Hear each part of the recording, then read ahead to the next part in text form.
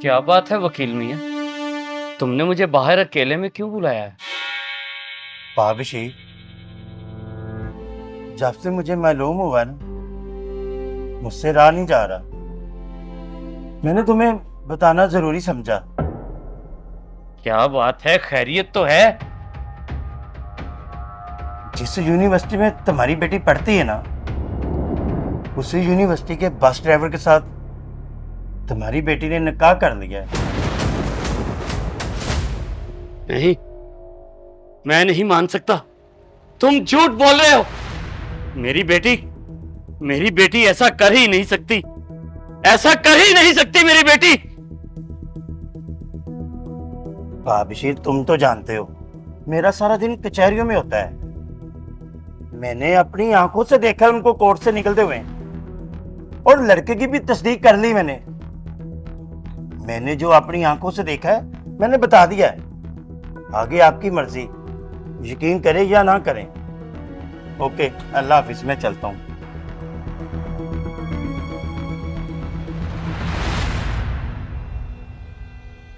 शहनाज, शहनाज, शहनाज, सुनती हो? क्या हुआ बाबा? वो तुम्हारी माँ कहाँ है? अम्मी तो चाची जान के साथ बाजार गई हैं। मैं भी अपनी दोस्त आसफा की तरफ जा रही हूँ असाइनमेंट करनी है। अच्छा रुको, इधर आओ, मैंने तुमसे एक जरूरी बात करनी है।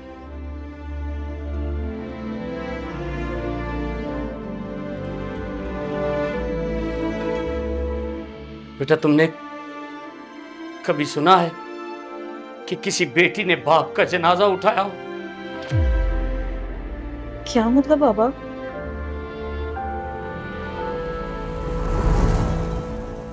बेटी, मुझे एक बात तो बताओ,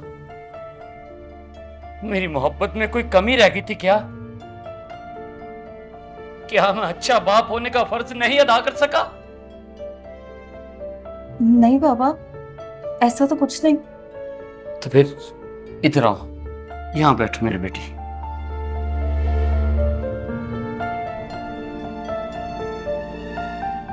बेटी, तुम जानती हो, जब तुम पैदा हुई थी तो मैंने बहुत ही खुशी मनाई थी। पूरे गांव में मिठाई बांटी थी कि मेरे घर खुदा की रहमत आई। बेटी, मैंने तुम्हें शहजादियों की तरह पाला, तुम्हें पढ़ाया लिखाया, तुम्हारी हर ख्वाहिश को पूरा किया ना बेटा? जी। तो फिर मुझे तुम सच सच बताओ, तुमने निकाह कर लिया है ना? तुम मुझे ना भी बताओ, मुझे पता चल चुका है कि तुमने यूनिवर्सिटी के बस के ड्राइवर से निकाह कर लिया है। तो बाबा फिर अच्छा ही हुआ कि आपको मेरे निकाह का पता चल गया। तुम मेरे साथ ऐसा कैसे कर सकती हो बेटी? तुम जानती थी तुम्हारी मंगनी तुम्हारे चचा के बेटे से हो चुकी है और कुछ दिन बाद वो शादी की तारीख लेने आ रहे हैं। मैंने तुमसे पूछ के तुम्हारी जिंदगी का फैसला किया था, फिर तुमने ऐसा क्यों किया? बाबा, मैं कोई तमाशा नहीं चाहती, और बेहतर यही होगा कि आप भी कोई तमाशा ना लगाएं। हाँ, मेरा निकाह हो चुका है, और बेहतर यही होगा कि आप अपने हाथों से मुझे रुखसत कर दें, वरना मैं खुद ही हाशिम के पास चली जाऊंगी। और रही बात चाचा के बेटे के साथ मंगनी की, तो भाड़ में जाए चाचा और भाड़ में जाए उसका बेटा। मेरे लिए सब कुछ अब हाशिम ही है। बेटी, जो कुछ भी हुआ वो एक भूल हो सकती है, गलती हो सकती है। मेरी बात मानो तो यहीं पे रिश्ता खत्म कर दो उस लड़के के साथ। खानदान में हमारी इज्जत रह जाएगी मेरी बच्ची, वरना मैं तो जीते जी मर जाऊंगा। मैं आप लोगों को तो छोड़ सकती हूँ, लेकिन हाशिम को नहीं। मैं मर तो सकती हूँ, लेकिन हाशिम जी को नहीं छोड़ सकती अब।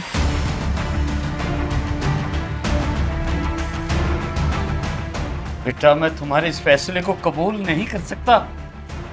शरीक मुझे दलाल कहेंगे। इज्जत की जिंदगी तो दूर, मुझे मौत भी इज्जत की नहीं आएगी। बाबा, मुझे इस बात से कोई मतलब नहीं। मैंने सोच समझ के ही निकाह किया। अब कुछ भी नहीं हो सकता। तो ठीक है फिर, अगर तुमने हाशिम को ना छोड़ने का फैसला कर ही लिया है तो इस घर से तुम्हें जो चाहिए वो ले लो और खुद ही अपने शौहर के पास चली जाओ। लेकिन एक बात याद रखना कि आज के बाद तुम्हारा और हमारा कोई रिश्ता नहीं है। तुम हमारे लिए मर गई और हम तुम्हारे लिए। आप लोगों के साथ रहना ही कौन चाहता है? और बहुत शुक्रिया जो आपने प्यार से मेरी बात मान ली। मैं अपना बैग पैक कर रही हूँ, माँ आती है तो मैं चली जाती हूँ। वो तुम्हारी बेवफाई का सामना नहीं कर पाएगी। उसके आने से पहले इस घर से चली जाओ। जा रही हूँ मैं, संभालें अपना घर।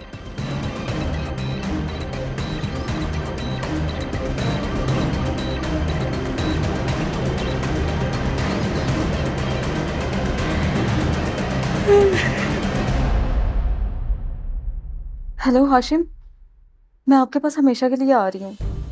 आ जाए मेरी जान, लेकिन सब मुमकिन कैसे हुआ? ये सब मैं आपको आकर बताऊंगी।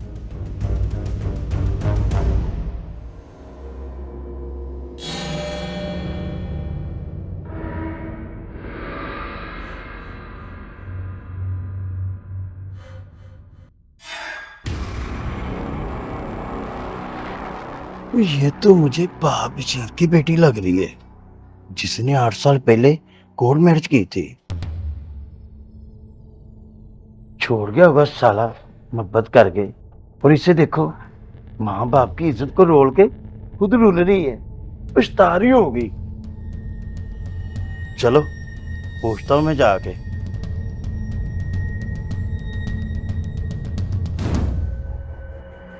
अस्सलाम वालेकुम। मैं एडवोकेट पप्पू, पहचाना? जी जी पहचाना।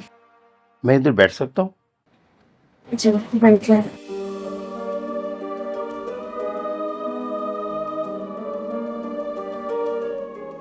कैसे हैं आप? जी मैं ठीक ठाक, शुक्र अल्लाह। मेरे अभी को कैसे हैं? ठीक है बेचारे, बस वक्त से पहले ही बूढ़े हो गए।